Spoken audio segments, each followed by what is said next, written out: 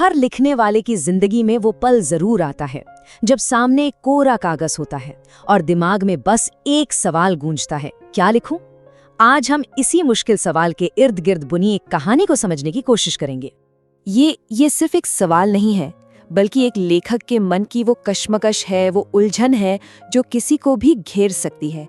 एक रचनात्मक संघर्ष कि आखिर लिखा तो क्या लिखा जाए।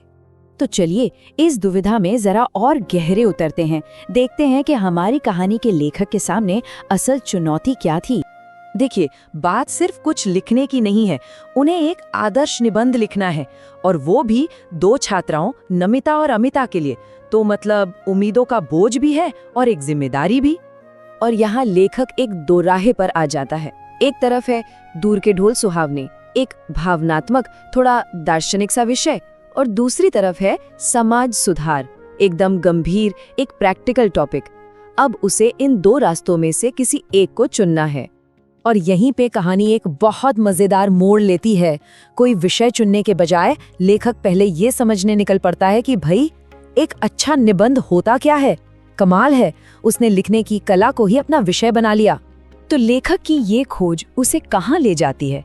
अब उसका ध्यान क्या से हटकर कैसे पर आ गया है, चलिए देखते हैं। लेखक एक आचार्य का जिक्र करते हैं जिनके मुताबिक निबंध के 2 मुख्य हिस्से होते हैं।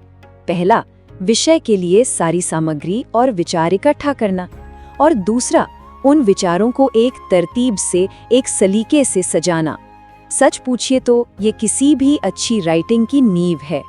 और ये कितनी बड़ी सच्चाई है।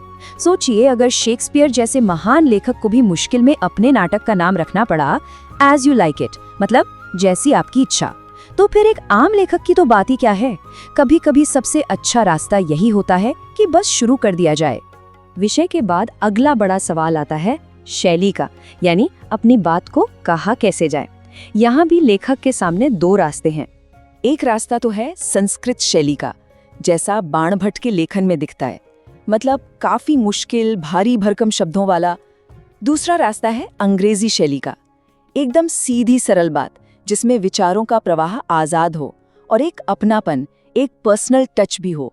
ये दोहा क्या खूबसूरती से दिखाता है कि कभी-कभी बहुत ज्यादा मुश्किल कोशिशें भी बेकार जा सकती हैं, मतलब सारी मेहनत की और नतीजा सिफर। शायद इसीलिए सबसे अच्छा तरीका सरल और सीधा होना ही है, ना कि बड़ी-बड़ी योजनाओं में उलझे रहना। तो अब शैली और बनावट पर सोचने के बाद लेखक आखिरकार पहले विषय पर आता है, दूर के ढोल सुहावने। चलिए इसे समझते हैं। जो युवा हैं उनके लिए भविष्य ही वो दूर के ढोल हैं, है ना? भविष्य हमेशा सुंदर लगता है, उम्मीदों से भरा हुआ, बहुत आकर्षक, जबकि जो वर्तमान है वो अक्सर मुश्किलों और संघर्षों से भरा लगता है।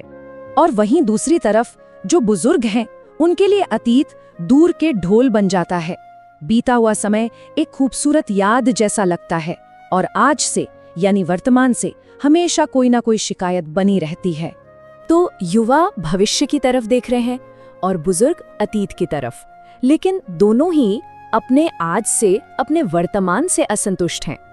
पर ये असंतोष ये हमें ले कहाँ जाता है?